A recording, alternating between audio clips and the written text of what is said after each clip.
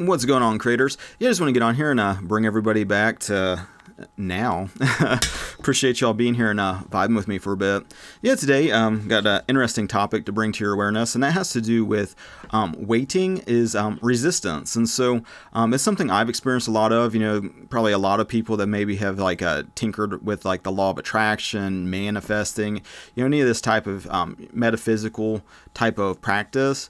I've found it to be a huge stumbling block, actually, where it's just like constantly spending the present moment, either in desire or just waiting for something to change, or, it's a disguise, or a trick, disguise, I don't know, one of the two, where you're spending the present moment constantly rejecting it, and getting out of that mindset is important. And it's important to start doing it now, so it's like, what's preventing you right here and now from, feeling fulfilled, from feeling satisfied, from feeling like, you made it, all of these different types of milestones, really putting on the law of assumption, which, to contrast that with like the law of attraction, not to say there's not truth in both of those things, but like the law of assumption is more about embodying, like living in the end, now. And since there's only ever now, it seems a lot more logical to start to put that into practice more and more so.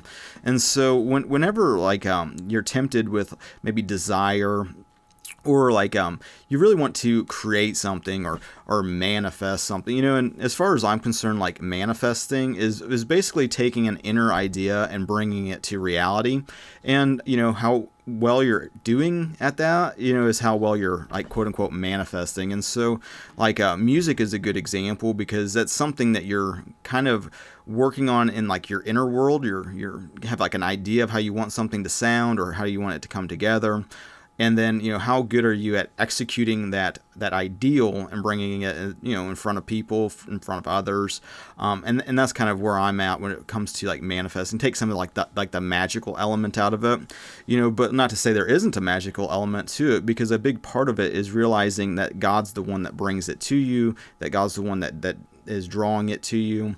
And like the more that you're not pushing it away with resistance, the faster and faster you actually experience these types of manifestations. And that can come in many different forms, one of which, is, playing out. A lot of times it plays out differently than what you expect. So it's like, if you have like a broad desire of like, oh, I just feel like I'm in scarcity all the time, not enoughness, there's not enough, and that's more than just money too, so some people can get triggered by scarcity and just like all of a sudden their money issues start bubbling to the surface of their consciousness. But it has to do with like not enough friends, not enough time, not enough resources, not enough skills, not enough good people around. There's not, this not enoughness. And it swings both sides of this pendulum, where it's like, and if you have the opposite, where you have lots of things, you could still be in scarcity, because then all of a sudden now the fear is losing it all. So you can either have not enough, or you have an abundant amount of things, but your mindset is still in a scarcity, fear-based kind of paradigm, where now you're constantly in fear of loss, fear of it's going to be taken from you, fear you're going to lose it, fear. It's just about getting out of this fear mentality on either side of it. And so when it comes to like manifesting, like an abundance kind of state of being right here and now, a lot of it is just about not being in any type of fear of loss or not enoughness. And so you start putting that on now, by starting to steward what you do have, because what you do have is a direct reflection of what you're able to handle in consciousness. And a lot of people don't want to hear that, because they think, oh, well, I can just handle being a CEO of a Fortune 500 business. What do they do? Just play golf all day?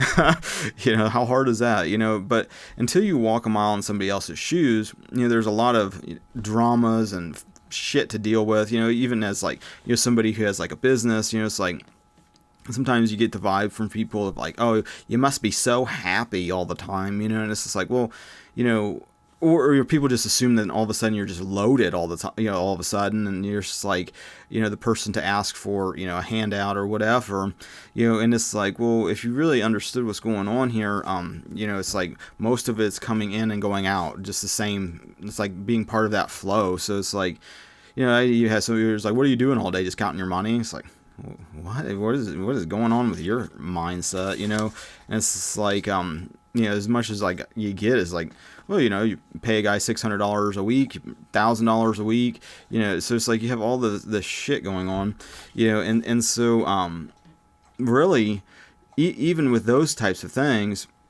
it's a progression to be able to handle it without having a bunch of drama and a bunch of pushing and forcing and just grinding and sacrificing and all this shit. When you start to steward, which is basically another word for just take care of what you already have. It's like, oh, instead of wanting to be Mr. Popular with like 1,000 friends, maybe it's better to have the 3 to 5 friends that you have, and just really work on just like those relationships and making those like be actually a good thing, and not just like, oh, I'm just sucking the life out of everybody around me, draining their energy, and that makes me feel good. It's like start putting on maybe a different kind of state of being where, instead of just constantly wanting a bigger and better house, maybe make your house more comfortable for you.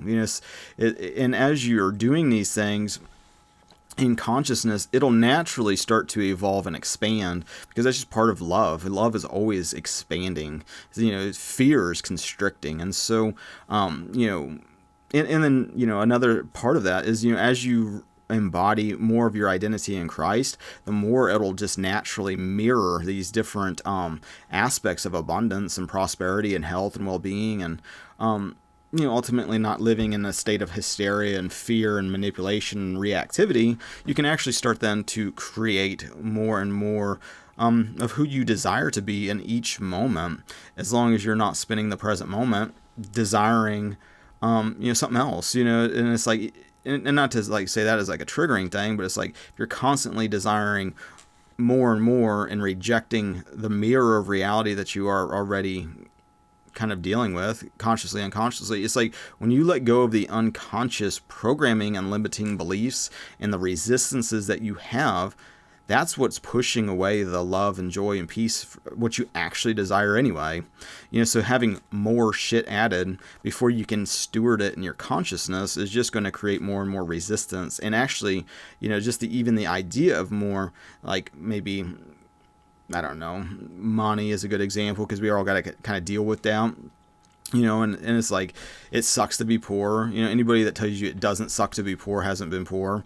But it's like, yeah, it's draining, it's tiring, it's stressful, it's intense. Your standard of your being is just almost animalistic, because it's just like, I just got to take care of this and this and this, and it doesn't leave you much space to then start thinking about like higher ideals and different things if you're constantly just a slave to reacting to things. And so part of like breaking out of that slave mentality, which we all had that, everybody's like old mindset, their old man had a slave mentality. It was constantly reacting to this external narrative of like the world or culture or media or whatever, wherever it comes from. It's hard to really pinpoint it, because it seems like it's coming through a screen, but even that's an external manifestation of like the collective consciousness, and not to get too hung up on that, because there is really only one consciousness, but there's an illusion that that presents an individual, in the individual, but also as the collective. And not to battle and resist that, because that starts to strengthen that. Ultimately, that's not even real, in truth. But it's like believing lies and just nonsense, creates a lot of like the dramas. Getting out of that kind of mode, though, getting out of this idea of constantly just waiting for that to change. Whoa, I can't feel a certain way until X, Y, and Z happens, is the backwards approach to things. And that's how like our old mindset was trained to think about things. Just like, first you get the money, then you get the power, then you get the women. It's like the Scarface, shit. But like, but first you have to give it to yourself in consciousness. First you have to realize that, the source for all these like feelings, these states of consciousness is God, and God created those states, and the more that you're able to realize that, and that connection with God is within you, and that everything that you ask for in prayer, believe that you've received it, and it's yours. It's like you don't have to keep begging and pleading and waiting, for shit to change in your life. When does it change? Now. It changes by a change of consciousness, and the resistance that comes up. No, it doesn't, Mike. You have to go through linear time, and you have to suffer, and you have to grind, and that's just not how shit works, and money is scarce, and everything is scarce, and love is scarce, and it's like, those are just your limiting beliefs and assumptions. Sorry that I triggered those reactions out of you, but that's your problem, not mine. Those are your beliefs and your assumptions, and it's like big part of like moving forward from the old victim mind to the actual who you actually are, is taking responsibility and ownership of what's going on in your life, because like I said, it's a direct reflection of your beliefs and your assumptions. And if you don't like the mirror, you don't like the reflection, you don't break the mirror like many in the world would do. You start to change your consciousness. And it's like, once you have the change of consciousness, God will mirror those changes. It's in like a lot of like the excuses I hear from like maybe spiritual people, or just people that are in like this kind of state of waiting.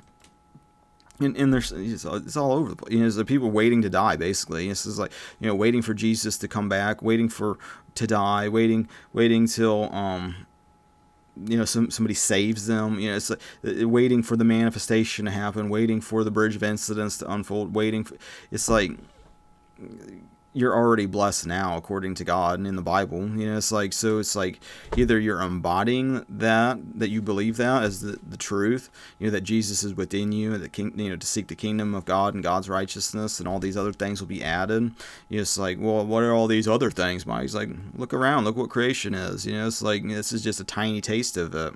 Just start to trust that God's going to lead you to the revelation of what's real, what it's really going to be. Because you already on some level know. It's like, so much of like what resonates externally is starting to get you engaged with your inner guidance system that's already part of creation. Part of like getting out of waiting is to accept reality as it is right here and right now. Not to say you agree with it. There's like, there's things that present themselves unconsciously as part of your beliefs and your assumptions about separation that are undesirable, and it's foolish to think that, it's great to get raped and murdered. It's like, no, that's pretty undesirable. It's like, well, how can you sit there and judge, Mike? And it's like, well, I don't want that to happen to me, so why would I want that to happen to other people? As you put on and embody who you actually are, which is love. When you see somebody hurting and then you feel bad and you want to comfort them, or you see somebody sick and you want them to recover, it's like, that's part of your nature of love that's trying to express itself in form. But then the resistance is, well, that's not how evolutionary biology works, and that's not how the materialist paradigm works, and we got linear time and all this shit. And it's like, none of that fucking shit, all that shit is verifiably not real. If quantum science and fucking materialism can't coexist. And most of the materialism it's funny, because it's like, oh, we're only gonna believe what we can see and measure and all this shit. And it's like, most of the theory land bullshit from that is in these math formulas that are fucking just theories that aren't observable. Oh, it's like, oh, dark energy and dark matter, oh, it's got to exist because our math, to make the math work. Because, well, you can't touch it, taste it, smell it, fuck with it, or in any type of way. Most of that paradigm is just, once you investigate it as an adult, it's like, wow, that's some really retarded shit I was believing. It's, oh, something came from nothing that exploded, and out of all this dysfunction and chaos came all this order. all this entropy or whatever, there's so many flaws in the logic in that, and it makes you take giant leaps of faith to believe things that are not, something that you can observe, and to believe a lot of those things, you have to trust sources that are verifiably untrustworthy, that you can demonstrate. Well, there's lots of reasons not to implicitly trust the sources of this information. It's so much like the narrative of COVID over the past couple of years, where it's just like the narrative, trust the science or whatever, had been wrong every step of the way, mainly because they're operating on a wrong assumption, but and it's like, oh, well, this time it's different. This time you gotta trust it. Well, it's like, well, every step of the way you've been wrong. It's insane to think this time you're gonna be, that you got it figured out. And that's something you have to put on for yourself. I mean, that's something that you have to do, that you have to get to that point. And not to tell you that that's the only thing. I believe everything exists. And for the people that have faith in that direction of things, it'll manifest and mirror that just the same as as everything else. The problem is with the unconscious assumptions that will start to draw fear and what you don't desire into your space, into your life, into the mirror of reality. And part of that has to do with the waiting. Waiting is another form of that resistance that's pushing away the actual love and joy and peace that you're actually just wanting to experience in the reflection, because you want to see yourself, and then part of that too, it's like you're not alone in that. It's like God is cooperatively coordinating this thing so that God can see God's reflection through creation then too. It's weird how it's like hard to describe in words, so much as once you experience it through just a knowingness, by just like, oh, water's wet. It's like, oh, you just know that. It's like you don't. And the funny thing is, it's like you'll talk to some people and they're like, it's just like, oh, you got to be super smart or something to understand what's going on. It's like, not really. I mean, it's like, it feels like being in a bar at 2:00 in the morning and everybody's just fucking drunk, and then you're sober, and because you're not, your perception is not fucking all distorted. That doesn't make you smarter than the people around you. It's just like, I'm just not seeing things distortedly. It's like when historical liars and people that are not trustworthy and don't implicitly have your, how do I say this? When people that are reflecting fear and unconsciousness make offers to you, and then you accept those offers, there's like a lot of times you get into this self-destructive, snake eating its tail pattern, this loop, where it's just energy draining, suffering attached to it, didn't manifest at all desirably. It may have happened, but then there's all this fucking bullshit and drama that goes with it. Just getting out of that, just let the world do what the world does. It's like, you don't have to be part of that snake eating itself, the self-destructive thing or whatever. Just start getting into the Bible, connecting with God, and start seeking heaven, instead of what the world's offering, because heaven is a combination of these things. It's like that's what you're actually desiring anyway. When you're trying to go about it, going it backwards and reverse, by the conversations with God said it really, really well. The be, do, have paradigm, where like the world will have like it backwards. Well, they'll have like, I'm going to have, do, then be. It's like, I'm going to have the money. I'm going to have the dream house. I'm going to have like all the women. I'm going to have all this. And then by having all that stuff, then I'll feel a certain way. It's reversed in reality. It's like you be it first, you embody that, and then God will reward you with the state that you're being, because you're being faithful, that you're just trusting that God's the one that does it. And in that cooperative thing, you're no longer in a state of waiting for it to happen, spending the eternal now just constantly like, is it coming yet? Is it here yet? Looking for all these like things. when you let go of just this concept of waiting and realizing that, basically having a mentality of like you're already in heaven, the promises of God, that you will spend eternity with God in heaven. I mean, God's here in the here and now. And the illusion that you have to jump through all of this crazy train to get you to that destination. You're on basically a path to nowhere. It's like get more into the here and now. Because even the Bible talks about like heaven being brought to earth. It's like through the tribulation and all the Armageddon and all the drama that goes on with that. The end destination is earth. So start putting on that new earth now. It's like, why would you wait for it? God doesn't wait. God just embodies. God just does and bees, and just goes for it, and like in that,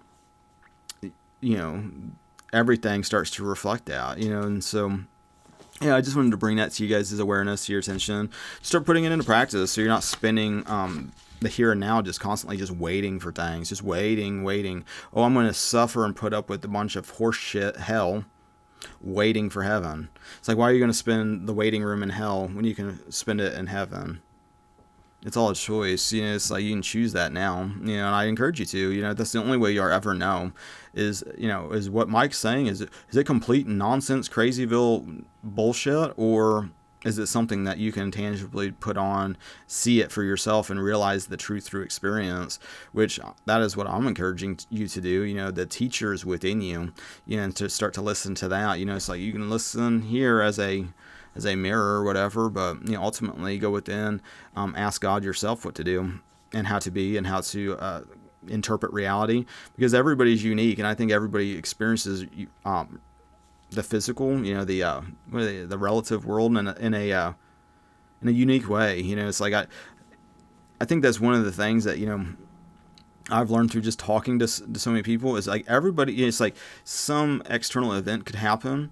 Then you could have 10 people that experience that, and you have 10 different takes on the same experience with 10 different little fucking vines that go out from that, and people draw all sorts of inferences and conclusions and assumptions about that through the lens of distortion that they're already just kind of in, and so so hopefully that might help somebody that's like, oh, I've just been waiting and waiting for this thing to happen. I've been waiting 6 months and it still hasn't manifested. It's like, what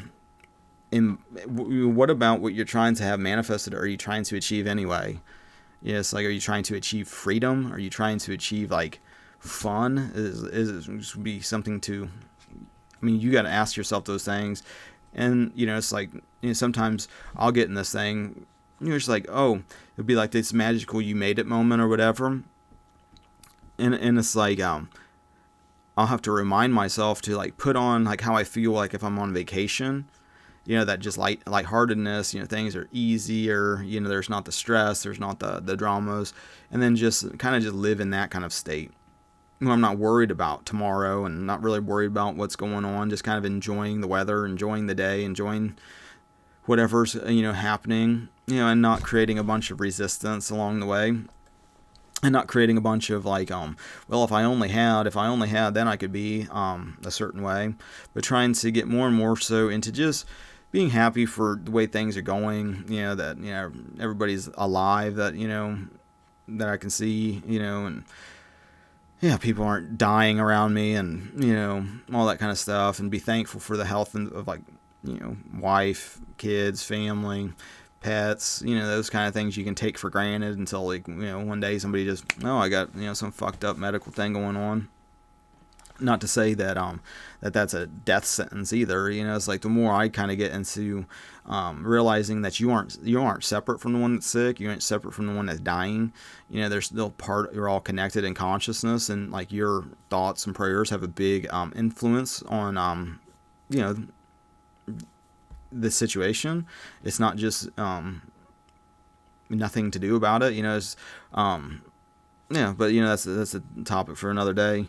But yeah, I think I'm gonna balance it. Until the next now. Appreciate you guys liking, sharing, subscribing, all the social networking things. I also appreciate your spiritual support and your financial support. Thank you for that. I appreciate it. Thank you for that. And then until the next now, God bless.